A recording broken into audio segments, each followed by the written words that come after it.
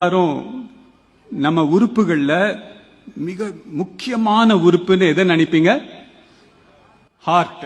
சில பேர் நினைப்பாங்க பிரெயின், லங்ஸ், அப்படிதான் நினைச்சிட்டு இருக்கோம். உலகத்துல புதுசா ஒரு ஐடியா இப்ப வந்திருக்கு. ஹார்ட், லங்கு, பிரெயின் இது எல்லாத்தோட ஒரு மனிதனுக்கு முக்கியமானது அவனுடைய தசைகளும் எலும்பும் தான். என்னைக்கு நடக்கிறதுக்கு உங்களுக்கு பாதிப்பு வருதோ அன்னைக்கே உயிர் போயிடுச்சு. என்னைக்கு யூ ஆர் டிபெண்டன்ட் ஆன் மற்றவங்களை நடக்க முடியாம ஸ்டேஜுக்கு போனா அது ப்ராப்ளம். சார்கோபீனியா கூகுள் பண்ணி பாருங்க.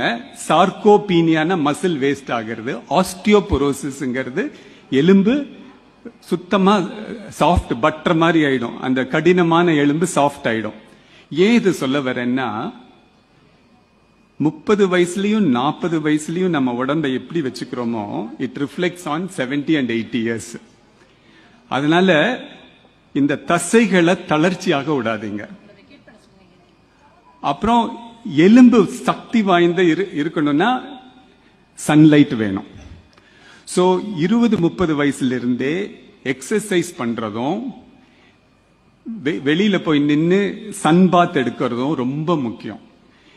சார்கோபீனியாவும் ஆஸ்டியோபோரோசிஸும் இல்லைன்னா உங்களுடைய ஹார்ட்